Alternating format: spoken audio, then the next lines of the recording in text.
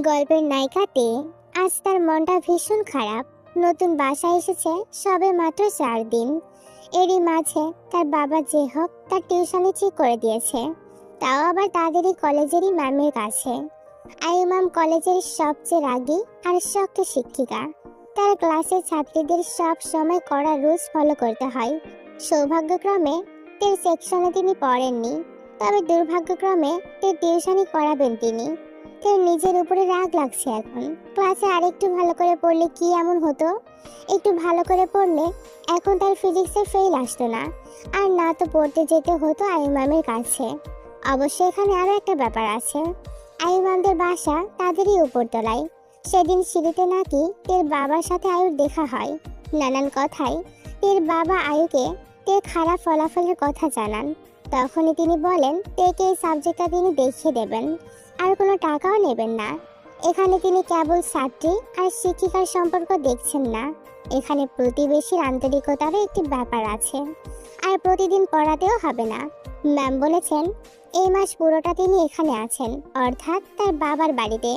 তাই এই পুরোটা মাস তিনি তেকে গাইড করবেন। এরপরে শ্বশুর বাড়ি থেকে যখনই আসবে তখনই টুকিটাকি পড়া দেখিয়ে দেবেন। তের বাবা বাসায় এসে আয়ু ম্যামের প্রশংসা করলেন খুব। অত্যন্ত ভদ্র সুশীল মেয়ে আয়ু ম্যাম, সব দিক দিয়ে মেয়েটি ভালো। অবশ্য তেরও মনে হয় ওই রাগী ভাবটা ছাড়া তিনি সব দিক দিয়ে ঠিক আছেন। তার সেকশনের ফিজিক্সে একজনও ফেল করেনি, দারুণ ব্যাপার। তে চা খাচ্ছে আয়েশ করে। তার মা রোজ সে কখন থেকে চেঁচিয়ে যাচ্ছেন সমান তালে। বলছেন তার প্রাইভেট 5টায়, আর তিনি এখন 5:30টায় বসেও চা খাচ্ছে। হাই রে, এমন চলে পড়ালেখা হবে? কলেজে আসা যাওয়া ছাড়া আর কিছুই করে নাই মেয়ে, এখনো বসে আছে। এই মেয়ে, যাবি কখন তুই? শরম শরম শরম টিয়াপু, বহুত শরম। তুমি আমার বড় হয়েও ছোট ভাইয়ের সামনে রোজ রোজ পড়াশোনার জন্য বকা খাও। ছি, বিষয়টা বড়ই লজ্জাজনক। এই জিংসু, একদম চুপ থাক। বেশি পকপক করবি তো বাড়ি থেকে একদম লাথি মেরে তাড়াবো। ও চিন্তা ভুলে যাও টিয়াপু, আমাকে তাড়ানোর আগে কবে জানি মা তোমাকেই তাড়িয়ে দেবে।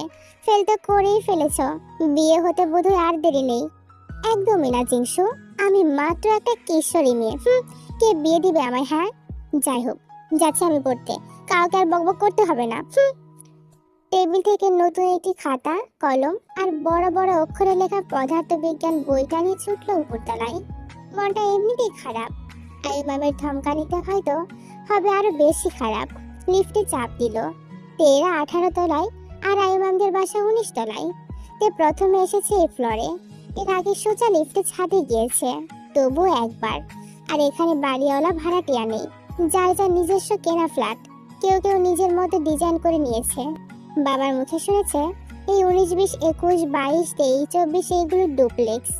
তে একদিক দিয়ে খুব চাইছিল এই ডুপ্লেক্স গুলো দেখবে, যদিও তার মন খারাপ পড়তে আসার জন্য, তবে একটা ফিলিংস কাজ করছে ম্যামদের বাসাটা দেখার জন্য। কলিং বেল বাজতেই একজন এসে দরজা খুলে দিল। আসসালামু আলাইকুম আন্টি। ওয়ালাইকুম আসসালাম। কে তুমি মামুনি? আপনাদের নিচের ফ্লোরে আমাদের বাসা আন্টি। আমার নাম তে, আয়ু ম্যামের স্টুডেন্ট আমি। ম্যাম আসতে বলেছিলেন। আরে আরে, তুমি? তাহলে তুমি তে? আমি তো ভুলে গিয়েছি যে ওর একটা স্টুডেন্ট আসবে, আর যার নাম তে আমাকে আয়ু আগেই বলে রেখেছিল। দেখো কি কাণ্ড, সব ভুলে যাই। তুমি আসো মা, ভেতরে আসো। তে ভেতরে ঢুকলো। একটু হেঁটে সামনে গেলেই পুরো ঘর দৃশ্যমান। 2 তলা বাড়ি, মনে হচ্ছে না 25 তলা একটি বিল্ডিং এর অংশই বাড়ি। একদম আলাদা একটি ডুপ্লেক্স বাড়ি। কি সুন্দর সাজানো গোছানো, চারদিক ঝকঝক করছে, চকচক করছে, চোখ ধাঁধানো সুন্দর। White off white, dark red, bottle গ্রিনের ছোঁয়া এদিক সেদিক, মার্বেল টাইলস, বড় বড় ঝাড়বাতির দামি দামি ফার্নিচার, এক অসাধারণ কম্বিনেশন। তাই কিছুক্ষণ শুধু চেয়ে থেকেই পেট ভরিয়ে নিল। তখনই হাই হিলের খটখট শব্দ শুনতে পেল।